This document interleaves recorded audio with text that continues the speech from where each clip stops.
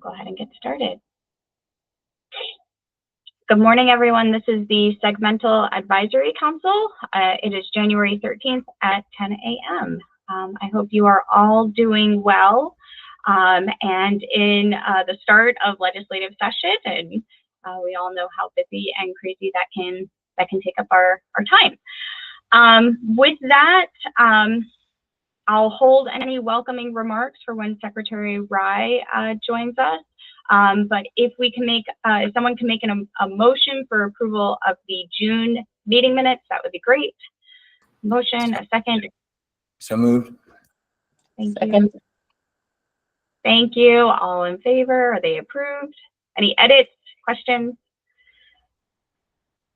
If not, we'll say that they are approved. Thank you. So let's just hop right into it. Just an update on the Student Success Summit and the reflection prompt. We heard from a couple of campuses that the late return and campuses really did want to include students in their response. They wanted an extra week or two. So hopefully you all saw that email that we've extended it to February 14th. So campuses can submit. Ideally, we'd like to have it before the end of the month. But of course, we really do want to prioritize student engagement. So we appreciate the campuses that alerted us to that and wanted to make sure that that actually happened. Any questions on that follow-up? Comments, concerns, student success? More to come. We are holding that April date, which I'm blanking on right now, as our kickoff for the state plan. So we'll communicate via email in the coming months on next steps for that and what that'll look like. That will be an invitation for everybody to join in for broad discussions as we begin drafting the new state plan. And then we'll use the remaining meetings that we have already scheduled out for specific topics. So we recognize people are going to come in and out of these work groups depending on the topic, but I would encourage sharing that first date in April for everyone to really attend and participate in some initial discussion. Okay, with that, I'll hop on to the next topic. I'm actually going to talk about just general House Bill 1244 updates. At this point, we've made some significant progress in moving along with those initiatives. As of right now, our focus will be on three initiatives. One, finalizing this first version of the statewide workforce needs analysis, working through the letters of intent process, and a process for fully online programs. The three topics will go before the Program Review Process Advisory Council, and that is the priority of items that we will take. So first and foremost, getting through a process for letters of intent. We'll run that through the Program Review Process Advisory Council before we implement, get their feedback, make changes as appropriate. We'll likely take it back to the commissioners for their endorsement before we fully implement that part of the bill, but letters of intent. And then we'll talk about process for fully online programs. We've gotten a few questions of when we'll come through with that, and I just want to say out loud and make it clear that is on the docket. First, we want to get through letters of intent, and we'll use the Program Review Process Advisory Council to do that work, which many have already served on. Candace. Quick question. Oh gosh, it just flew out of my head. I was thinking about the, never mind. Sorry. That's okay. It'll come back to you, right? It always happens. Relatedly, on the Program Review Process Advisory Council, we've been working through setting up a standing meeting for that advisory council. So I'm hopeful that by end of day today, we will have a standing schedule that will work for most. It looks like Mondays at 10 a.m.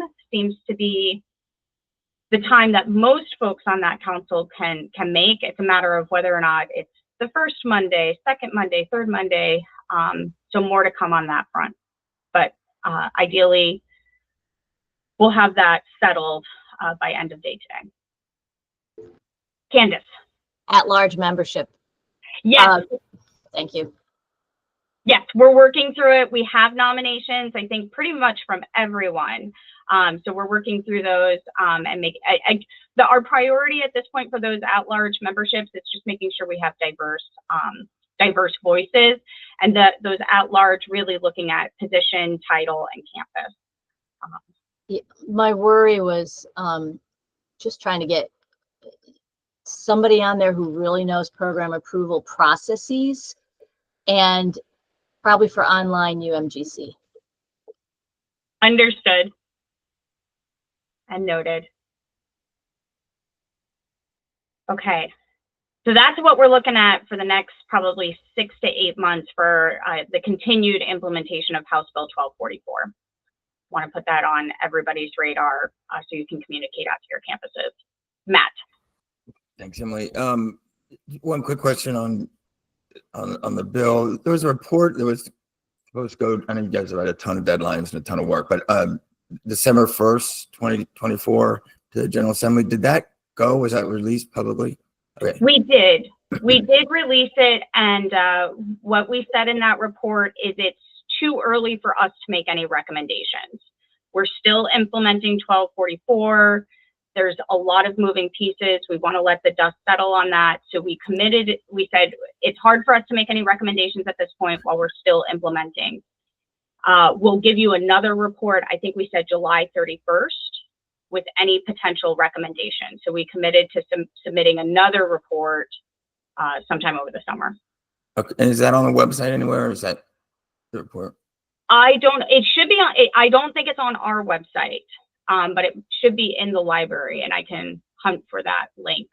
Yeah, could you send it around to the group? Is that right? Thanks. Absolutely. Yep, not a problem.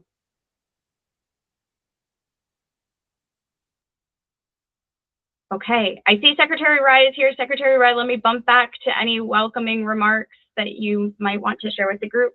No, thank you. I was just listening to all the great work that's happening, and really want to thank all of you, all the segment leaders, Dr. Dow and her team.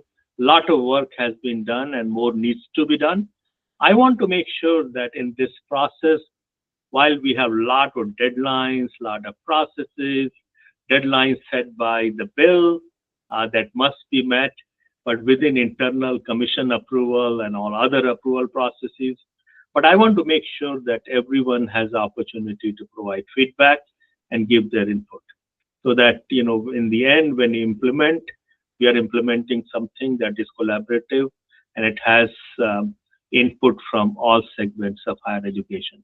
So we want to make sure that we are moving in that direction. Happy New Year to everyone. Welcome back. I know you are all excited about this assembly session and a lot of things that are happening here and around us. I will say that we will have a departmental bill on post-2025 goals. You will hear more about this later, I think, in today's meeting as well. I was looking at a piece of data just recently about our 2025 goals. So in 2013, it was collectively understood that if Maryland institutions produce 718,000 undergraduate degrees, then we will meet our 55% goal. 718,000 undergraduate degrees. Think about our population, right? And think about the enrollment decline that has happened over this period. Do you know by 2023 how many undergraduate degrees Maryland institutions that you represent have already produced? 726,000 undergraduate degrees already, in spite of enrollment decline. So by the time we get 2025, as you know, this number will go further out. So very, very encouraged by this data. All of you have worked very hard, but please take my appreciation and thanks, especially to faculty and staff who work very closely with the students on these things. Again, thank you. I'm looking forward to the next set of our priorities and goals. And I know collaboratively and collectively, we will come up with a bold vision, and we will exceed them as well. Thank you very much. Thank you, Secretary Rai. Okay, with that, I will move on to the third topic, which are just updates on the workforce needs analysis. I recognize we circulated that out right before the holidays, and we have been working to convene 2 advisory councils. First, that program review process advisory council. Our commissioners asked that we run the workforce analysis through that council for feedback. And 2, the advisory council on workforce shortage. The advisory council on workforce shortage is an existing council that is related to the workforce shortage student assistance grant. So there's a grant, workforce shortages. With that grant, there's supposed to be an advisory council to identify workforce shortages. It is a fairly expansive council, pre-identified by statute. And so that council will meet tomorrow to first and foremost talk about this analysis, because ideally this analysis not only meets the needs for program review, but we can also use the analysis for the purposes of the scholarship. So we're trying to align and leverage this workforce needs analysis for multiple initiatives at the agency, this scholarship being one of them. So they will have an opportunity at tomorrow afternoon's meeting. It's the first meeting, first time that council has convened in years, and get their initial feedback on the analysis and how to leverage the analysis for the scholarship. Second, we will convene the program review process advisory council as well. In light of scheduling, we were hopeful that we would be able to take this all back to the commission for final adoption in January. It is likely we're going to have to delay that to the February. But I will provide updates to the commission in January of the feedback that we have received up until that point.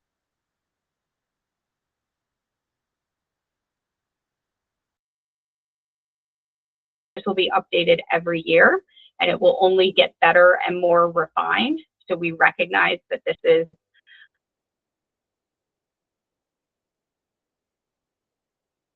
an imperfect. Please do encourage folks to complete the survey as a way to provide feedback.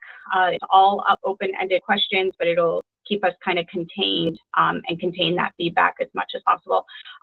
We've received a number of responses, very helpful feedback. So please encourage those to use that form. We'll update our website to include an extended date in light of the fact that we won't be taking it to the full commission in February or in January. It'll happen in February. So more to come. Keep an eye out for that. But do encourage people to review it and let us know what they think. Yes, Matt, President Power. Yeah, what will the extension be to? Yeah, probably early February. It won't be before the program review advisory council meets. So it'll just be time. I'll extend it as much as I can, but I do want to make sure I have enough time to prepare for a full commission report.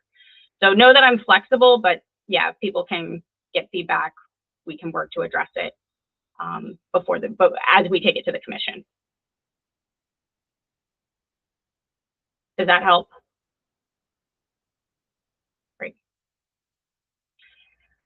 Any other questions on the workforce needs analysis?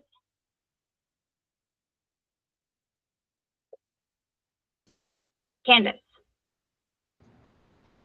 I didn't know if do we want to discuss the methodology and the lists at all among ourselves here? Would that be helpful? We can. I'd like to. Okay. Sure. Well, I mean, I just thought, as long as we're all here, and not getting into like super small details, but just some general things that struck me. Overall, I want to make sure that we're when we use the Bureau of Labor Statistics typical education, that not become a ceiling. That should be a floor, not a ceiling, particularly because this process is looking at graduate programs, in particular. So I have some concerns about that. Also, the alignment of the needs with administration goals. That's not clear to me how that's working. So, at the summit, we talked about the fields that the state is really wanting to support: artificial intelligence, life sciences, IT, cyber, R&D, clean energy, aerospace, sports arts. So when we look at the list, the alignment isn't necessarily clear. And some of that, when I look at C and D, that location quotient doesn't really seem to help us. Maryland might have a larger quotient, for example, of cybersecurity analysts, and there could be subfields within that subfields within cyber, related to AI, for example, that are indeed emerging and that we want to chase. But the location quotient won't work out in a way that will support that. Similarly, you've got I think we're using national average for growth for C and D, and that may not be relevant to Maryland. So the location quotient seemed to me to be a challenge. There also just seem to be some surprises in Appendix D. If you just do a kind of qualitative look at it, like curators, for example. I mean, I love museums and I'm from the liberal arts, but I'm not sure that curators are what we were going for with this list. So I just think, when the sort of qualitative review kind of raises questions like that, we may want to go revisit the methodology. So those were a few things I had. Thanks. Helpful. Thank you. I think Brad and then Matt.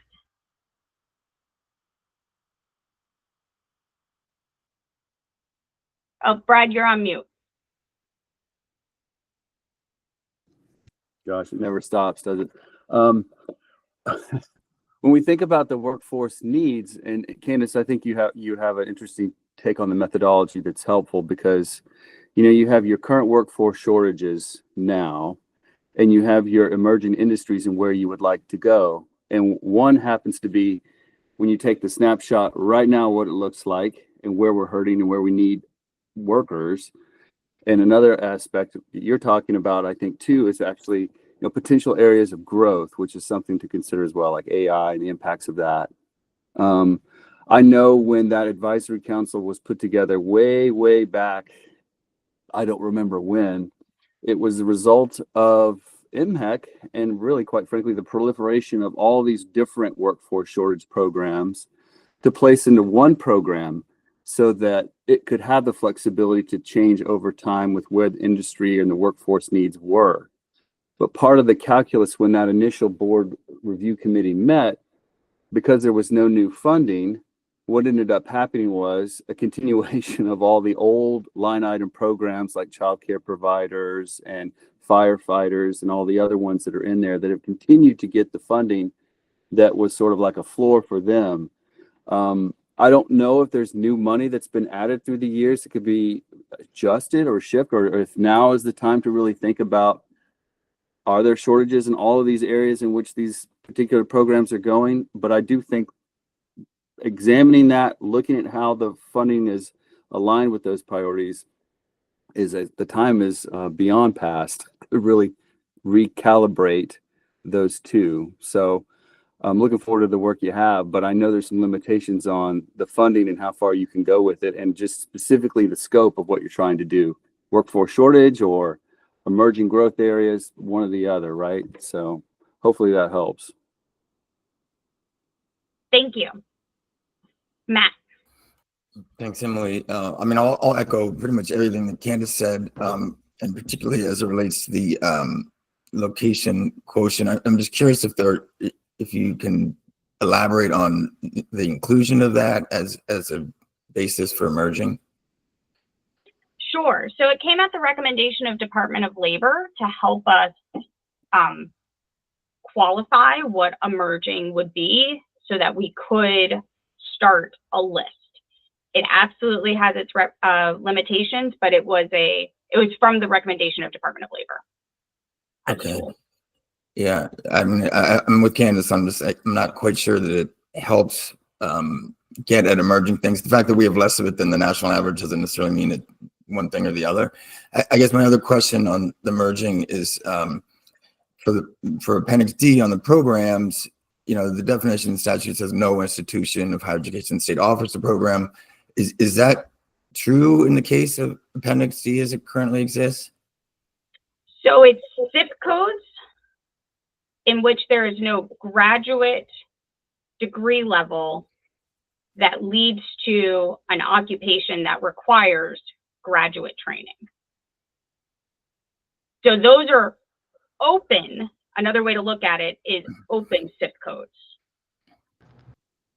at the graduate level. And then I guess, again, similar to Candace, I mean, I think if you talk generically about what emerging workforce needs are in the state of Maryland, this obviously I don't think would be the list that most people would expect to see. And so is there a way to, or are there thoughts on how to refine it to something rather than a straight sort of data match that has sort of more intuitive components to it? To her point again, there's no sort of cybersecurity on there. There's no, all the things we're always talking about, not on there. And there's a lot of, foreign language and literature teachers and all that's great. We support that. But I don't think that's where I think any of us on the work group before, or those who worked on the bill, thought that this would land. So I'm just curious on your thoughts of how to get it closer to, I think, what the expectation probably is.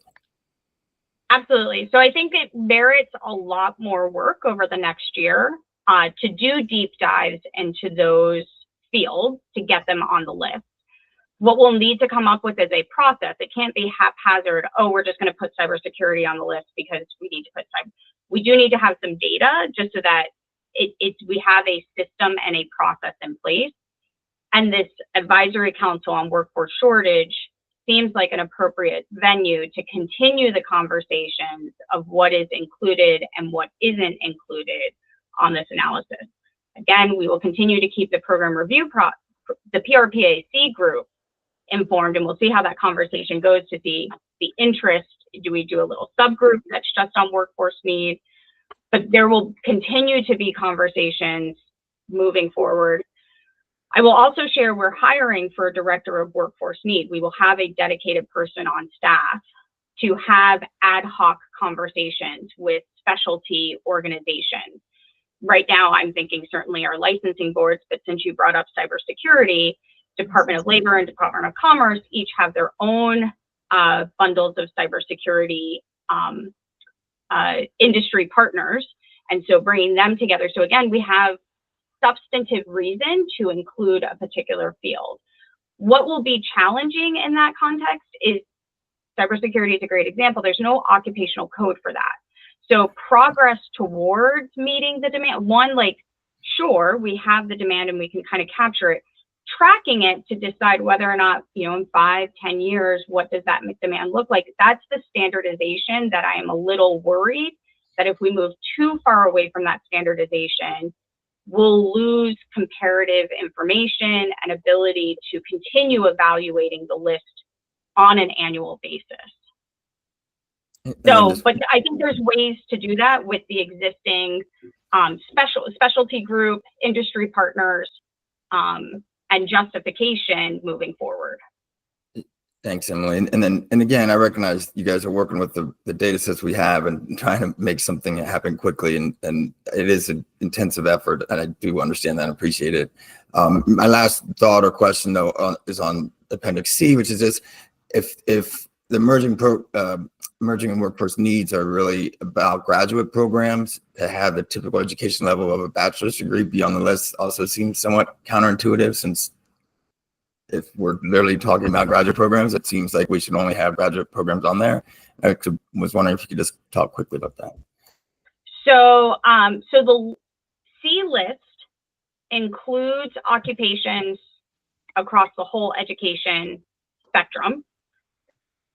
D list, because the definition is so narrow in statute, is only limited to graduate programs. It's because of the definition that it is set up that way. But the C list has, as the typical education, tons of that are just bachelor's degrees. Right, exactly. So those are emerging. So we could, what I'm hearing, and we debated about doing this internally, is actually making a list in between C and D that has all of the programs that we need for emerging fields. List D only includes graduate programs, SIP codes without graduate programs that align with the emerging fields. So we could make, I mean, for what? another list that has all the, yeah, sorry, Candace, that has all of the programs we need for the emerging occupations. So I see your head Thanks, shake. Emily. We honestly debated internally, do we prepare that list or do we just meet the letter of the law? But we can prepare that list. Yep. Candace and then Secretary Rai. Well, I'm just thinking about, I mean, if we're looking for truly emerging fields, I can imagine you might have,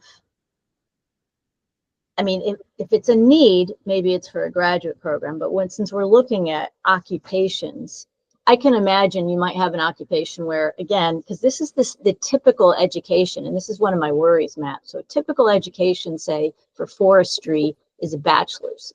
But, you know, we're thinking about climate change. And, you know, we got the mess in California. So maybe there's some kind of graduate program yet to be developed that deals with forestry and climate change or something. So I'm okay with the need just sort of listing the typical education, so long as when we get to program approval, we don't say, oh, you can't have that because that's more education than you need. You know, because what we're trying to do, I mean, to me, like what we heard at the summit was we want Maryland to have an innovative, what was the phrase that Chief of Staff from Commerce used? The most innovative workforce in the world. To me, that's going to have more graduate emphasis. And so we want to drive that. I mean, and you know, I think we also need, as part of this exercise over the next year, why is Maryland in a deficit when our neighboring states are in surplus?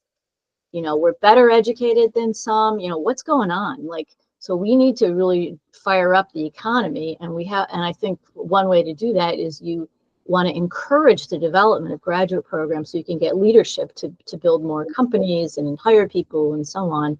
So, you know, and when we have a lot of process, it can have a chilling effect. I mean, I think all of us who've worked with faculty, you know, you have to like extract a program proposal from them sometimes, you know. I don't know, I find that anyway, like, oh, I don't want to, Phyllis is nodding. I mean, you know, like, they want to think about it, but they don't, for some reason, 30 pages drives them crazy, even though their whole job is to not their whole job, but they do a lot of publishing, but 30-page proposal, oh my God. So anyway, so I just feel like we want to do as much as we can to encourage, you know, the development of innovative grad programs. Okay, now I'll shut up. Candace, we always want you to talk. Secretary Rai. Excellent conversation, great suggestions, and I think that emerging areas do require you know, a little bit more attention. But at the same time, you know, the positions that are open, whether it's healthcare areas, teaching areas, we have to pay some attention to those and produce graduates. They are needed. Early childcare, all those things are needed for our economy and everything else. Emerging areas are tricky, right? And they are positive and negative both. If you think about quantum computing, do you see any ad for quantum computing person, or do we know what the skills are needed, right? So fields that are emerging, you need IP creators first in those areas. Who builds the fastest and best quantum computer? That's the race between 4 or 5 places, 3 in the United States, couple outside the United States. So who are these people? When computer science is started, who are the people who started computer science? There's no computer science academic program anywhere. There were mathematicians and physicists, right? That's how it started. What is quantum computing? Quantum computing is mathematics, physics, and computer science, right? So we have strong programs in those areas. I think we are winning because we have strong programs in those areas. So for now, we need that. In 5 years, we know what kind of specialist skills, when you take quantum computing, and apply to problems in business and life sciences and other areas, then you will know what specific skills you need. So emerging areas become a little difficult, and they also go on a different side. If you look at all cybersecurity jobs that are here today, entry-level jobs, right? You look at all software testing, software engineering jobs. Look at what AI will do to those jobs, right? So it goes on both sides. What we know now about AI is that everyone will have to learn AI, right? What is and all that. A lot of people want to know what AI is and are interested in AI, which is very good. What we need to do that all our graduates have some basic understanding of AI, data science, and computing and communication and other things. So how do we embed AI, data science across all our programs?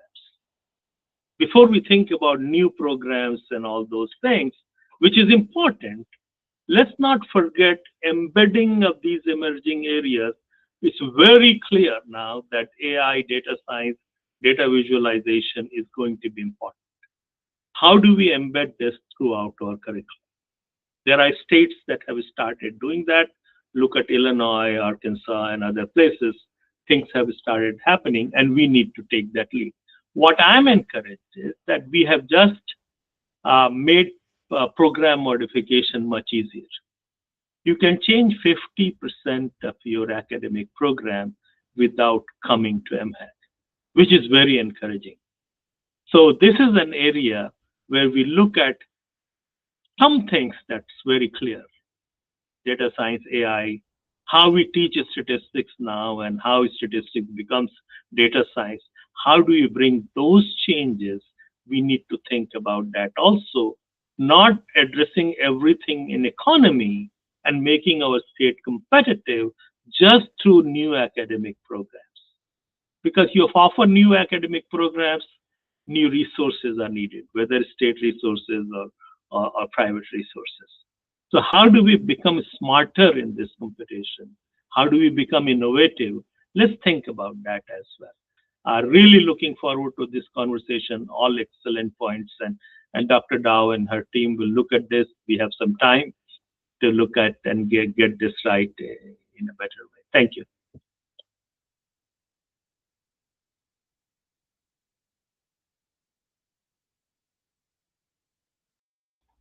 Thank you, Secretary. So this has been helpful feedback. More to come.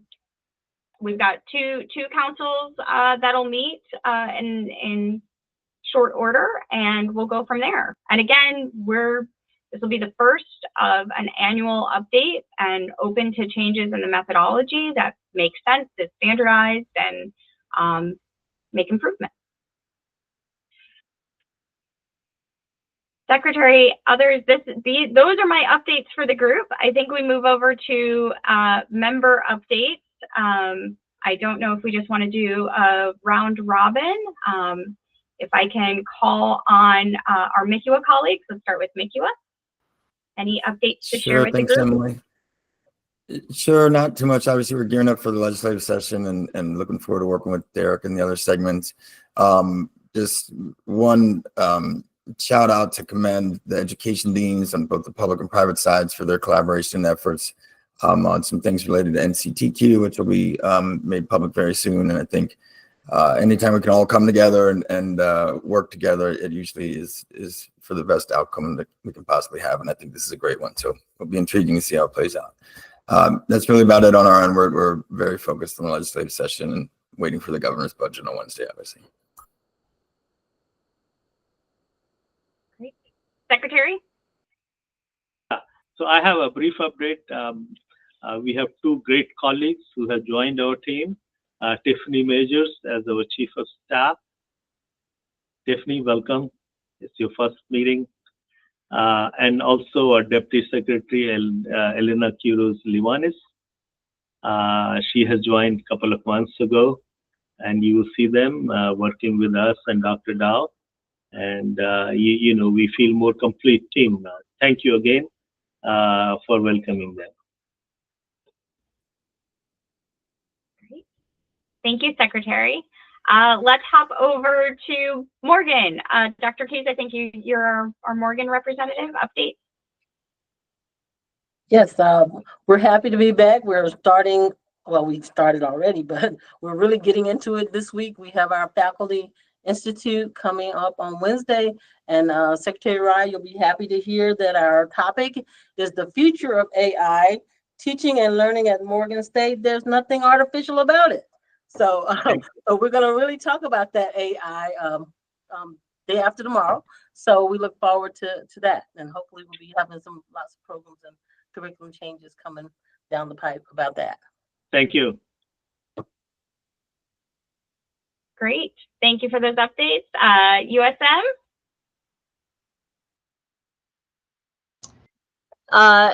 Session, getting ready for that. I will say the statewide math group, which includes all the public math folks, they've been working together really well through this fall and partnering with MSDE. MSDE is changing its high school math curriculum through work in the launch years. It's not going to be algebra, geometry, algebra 2 in a fourth year anymore. So we need to kind of be dealing with that. So we're just trying to make sure the math people are talking. We do have higher ed reps working on those integrated algebra courses because there's going to be an integrated algebra 1, integrated algebra 2, and then these pathways. And so the question is, like, the math folks are very concerned that at least one of those pathways courses be algebra intensive in some way, because we all know that when they haven't had algebra, they're having trouble even in the stats courses when they come to us. So a lot of work going on around that. MSDE's asked for a letter of support, which has created lots of discussion. So there's a letter. I don't know if I would call it a letter of support, but anyway, working through that. Arts is kind of plugging along. It's manually, this information has to go in. And so it can't come fast enough, but it can't really go any faster than it's going, just because there's no funding for extra staff, and so people are just doing their best. But I really hope that we're going to have a true launch this spring. We do have all the equivalencies in there and most of the requirements, so we're getting ready to kill off the old site, I think in the next couple of months. But there's an advisory group that meets every month, and we're expanding it because I have some concerns that the word isn't getting out to all the community colleges. So I want all of the community colleges to have a rep on there. There are AI initiatives through the system, through the Teaching and Learning Center. We had a group with 500 people attending last year, so we're definitely paying attention to AI, also data science. And then I would also just say, collectively as a state, I just think we really need to kind of, get some outside consulting or something to take a look at our need-based aid program. The disappearance of EA that's going to mean within the system, I don't know, I forget the number, like 12,000 people aren't going to have aid. This year it's like 5,600 fewer than last year. I'm sure it's hitting all the segments. While I appreciate the idea that the poorest students wouldn't have to pay anything, we've got students who are almost as poor who get nothing. And so going up to 22,000, I don't know, I just feel like collectively I'm not saying this in the legislature or anything else, I'm just talking amongst friends here, but I would love it if we had an outside consultant come in and just have us really take a look at this and say what's going to be easier for our students and how we're going to get the most people aid so that we can just get more people in through, it has to be simple, has to be fast. And maybe it's not 22,000, maybe it goes up to 15,000 or something like that. So that's a worry I've got just in general. So thanks. Candice, thank you very much. And I'm kind of interested in the math conversation because of my own interest there. Who is leading that math group now? I know Danny Gulick used to lead.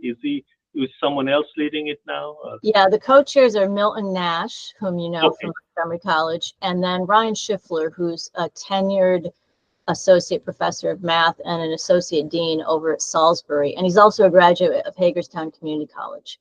Wonderful, wonderful. So yeah, and Dwight Williams from Morgan's been very involved in those conversations. And I have to say, MICUA is not on statewide math right now. I keep asking if they're ready to invite their MICUA friends, but I think it started with, and St. Mary's is on it too, I think, but the math person doesn't. I'm not sure they're always there. But the MICUA issue, Matt, and I think we kind of reconvened after Denny retired around the transfer with success, and because you guys are not in that, you know, and so I can see a day when MICUA will be back. I think, yeah, there are a lot of national movement, data center, Austin, Statsway, typically, mathematics developed in a certain sequence, arithmetic, algebra. So we taught it in the same way, right? But, the algebra and statistics are not as closely related as we thought. And what we teach in algebra sometimes, is it algebra? I mean, I am a professional mathematician. I haven't used those things, and businesses don't use those things either, right? So using that to stop students, I think that's, we have to be careful. And the whole statistics, right? If we are preparing students to learn statistics, what is that statistics, right? Yeah. A student should be able to understand a data set or understand central limit theorem in statistics, right? Probability theory. So I think, data science is something we need to teach, not statistics. And that's why, the algebra pathway and sometimes mathematicians, including me, are very set in our ideas, and it's time to change. So I would like to be a little bit involved in that. Dr. Dow and Candice, can you just make sure that and I'll call Milton. I know him very well. No, thank you. Those conversations are very important. Yeah, and just so you know, there's a data science course that MSDE was developing. They all talked through it for months last year, trying to make sure it wasn't just kind of lower level data science that caused so much trouble in California. And so all those conversations are going, but part of it too is an equity issue. You want to make sure that all students have access to enough that they're going to be able to pass that first credit bearing class. And there've been some, but also Algebra 2 now doesn't really have meaning because it's taught in 100 different ways across the state. So it doesn't tell us anything. Yeah, I think that I'm talking about college statistics. What is a college statistics class? What is a college level math class? If everyone has to take a college level math, what is that math class and what should it be? Institutions like Harvard have done really good job. Their college level math, Manjul Bhargava, a field medalist who teaches that, he created that course. You can do that course and learn some really good mathematics and develop some quantitative thinking, and you may not know quadratic equation, right? I mean, so I think there are new ways of doing things, and we need to start thinking about that.